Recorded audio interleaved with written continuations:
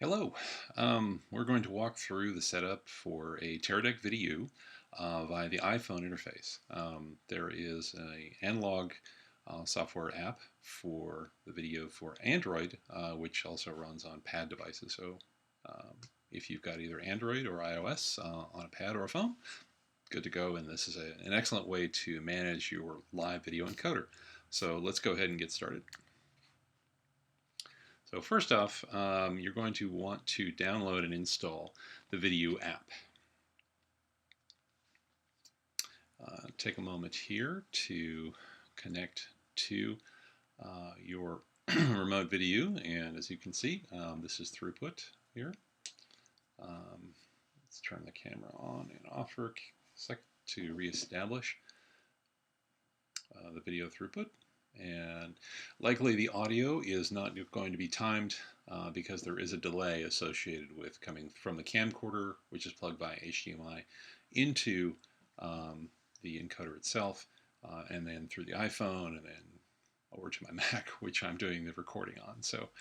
Um, so let's go ahead and have a look at the interface here. As you'll notice below, you've got a big green button. That big green button is the way you turn on the encoder to initiate it. There's also a snapshot there if you want to take like a still. It'll record a still for you. And more importantly, to the right, the settings. In the upper area of the control interface, you see there's a video, a little camera icon that turns the video on and off for it to stream through like you're looking at now in the iPhone interface, as well as the audio from whatever the encoder is encoding. You can turn that on or off. Below on the settings here, you'll notice that you can see that it's set to RTMP, and the stream URL is set for on24, as well as an event ID interface stream name. You'll need those two bits of information in order to stream to on24. There's the FMS URL, which is the media server, as well as the stream name, which is associated specifically with your individual webcast. So let's go ahead and look at the settings. If you go into settings, there are four options here: broadcast, video, audio, system, and network. Let's first go to the broadcast. Quality. You can set the video quality here. I have it set to custom. Full HD is about 5 meg, which is way too large for most streams out there on the internet as well as corporate. You want to be able to control both the dimensions of your video stream. It should match the webcast, the way you've got your on24 webcast interface set up. And the bit rate should also be something that your viewers can digest. So you don't want to overload the corporate LAN with too many individual streams that will cause problems with the business functions. So let's go into custom. You see I've got this set to 640 by 360, which is the same size as my console, my webcast console interface, and the same size as the media player. The video bit rate here is set to 500K, which is a good place to start. If 500K works and you want to up the quality incrementally, I would say that's probably a good plan, but 500K is a good place to start. You don't want to overload the corporate LAN again with individual streams, too many individual streams, causing too much bandwidth utilization. Please see your IT admin support for any questions regarding your audience size versus the bit rates that they would find acceptable. Resolution is really easy to choose. There's a little wheel button here. You can go ahead and change this to whatever matches your webcast console. And the bit rate also works similarly. You can change that to individual levels. So let's go back. You can change the audio. I have it set to mobile, so that it is a bit rate and quality that's acceptable for mobile users. So if you've got a lot of mobile users, if you don't have a lot of mobile users, you might want to ratchet up the audio quality a little bit, but that's all a matter of opinion. Totally up to you. Frame rates. You want to match the frame rate of whatever your input video source is. Otherwise, people will look kind of staccato. So I leave it at full. That's a good place to leave that. Okay. Oh, let's have a look. Platform here. These are various platform choices, things that are preset. What you want to do is go to Manual.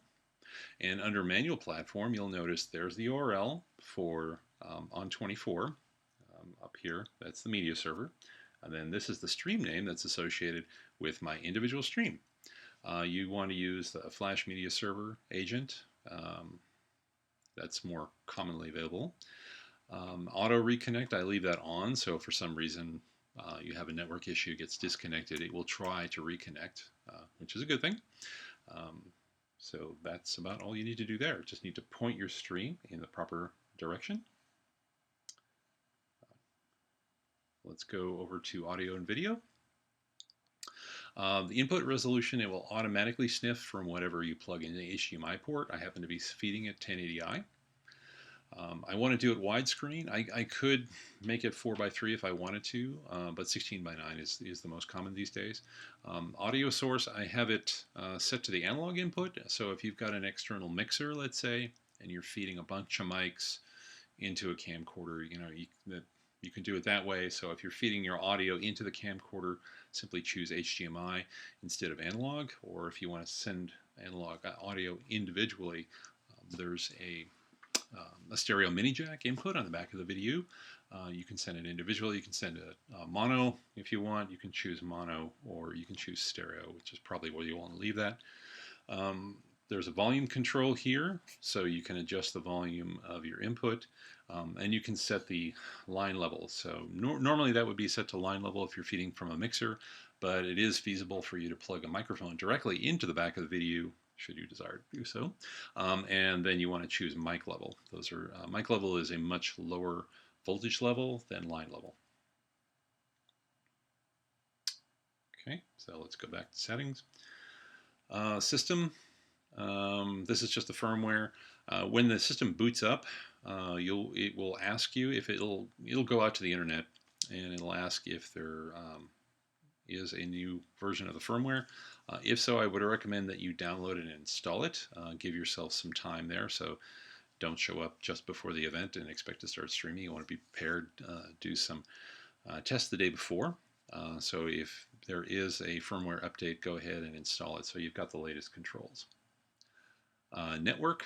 So right now I'm hooked up to a wired IP connection, and this is what we always recommend for all streaming.